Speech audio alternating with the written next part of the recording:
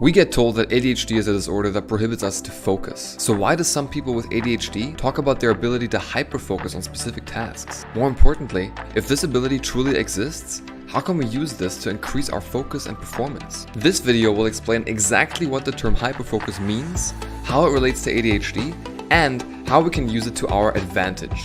Welcome to ADHD Vision, presenting ADHD by ADHD. If you're new to my channel and have ADHD, why don't you consider subscribing? Now before we get started, if we could get to 200 likes on this video, that would be absolutely amazing. I do these videos for you guys in my spare time, on my weekends, and a like from you gives me the motivation that I need to keep going and producing more helpful content. Now, let's get started. ADHD is often simplified as individuals who have a deficit in attention or just aren't as attentive as a normal person.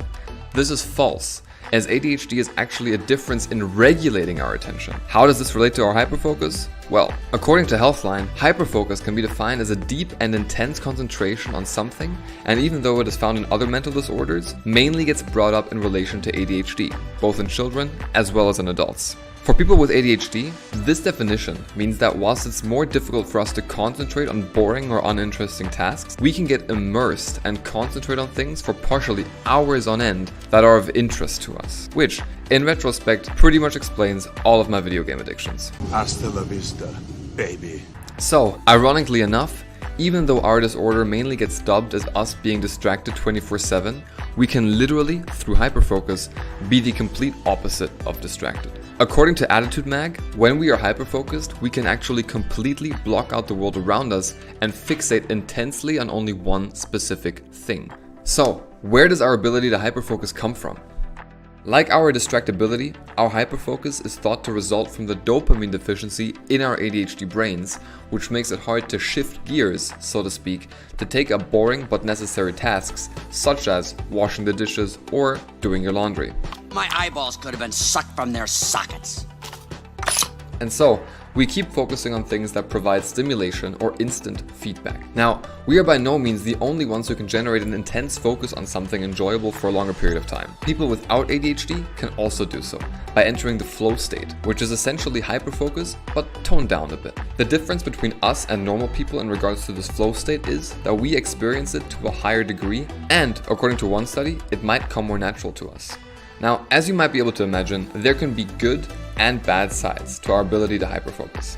On the one hand, we could be focusing on the wrong thing, like a video game, leading to a disregard of all the things we actually need to get done, like the dishes, or the things we want to get done that help us grow. On the other hand, hyperfocus can lead you to complete tasks that are of interest to you in record time due to the full immersive state that you are in. This could be how lots of famous people with ADHD, such as Albert Einstein, Will Smith, and lots of others, were able to keep at their goals and passions for so long and didn't give up, ultimately making them world-renowned celebrities today. I've never really viewed myself as particularly talented. Where I excel is ridiculous, sickening work ethic. If you want to find out about other unexpected famous people who have ADHD, check out my video on the top right. Personally, I always experienced hyperfocus before important deadlines, when my brain would all of a sudden realize the importance of the tasks and start working overtime to get it done. Our challenge lies in not being able to control where or when our hyperfocus is used, since we have problems trying to regulate our attention. And so, in order to use hyperfocus to our advantage, we have to learn how to channel it appropriately. How do we do that? Well, the good news is that you can train your hyperfocus to show up when you want it to. You also can't force it. In other words, our unique focus state must come natural to us in order to be harnessed for our advantage. And so, when you work on things that are of interest to you, things will naturally unfold. Also, it is important to break up your big task into smaller ones in order to receive instant feedback on whatever it is you want to complete. It is unfortunately impossible to simply flip the switch into hyperfocus mode. However, what we can do is drive up the probability of being able to engage into a hyperfocus, when we need to and want to a higher degree. Now, this solution requires some work on our part, so if you are not willing to put in the work, you might as well end the video here. If you are, then listen closely. Your hyperfocus will activate when you are interested in something and have a certain goal in mind for that thing. So what we need to do first of all is find what we are interested in. Where's my super suit? That's right, it's that easy. Now, it's important to know that you will not all of a sudden be interested in things the first time you see them. So, for me, for example, the first time I watched a YouTube video, I wasn't like, oh my god, I need to make a channel about using ADHD to your advantage. That interest took some time to develop by learning more about my condition, the platform, etc. So, start small.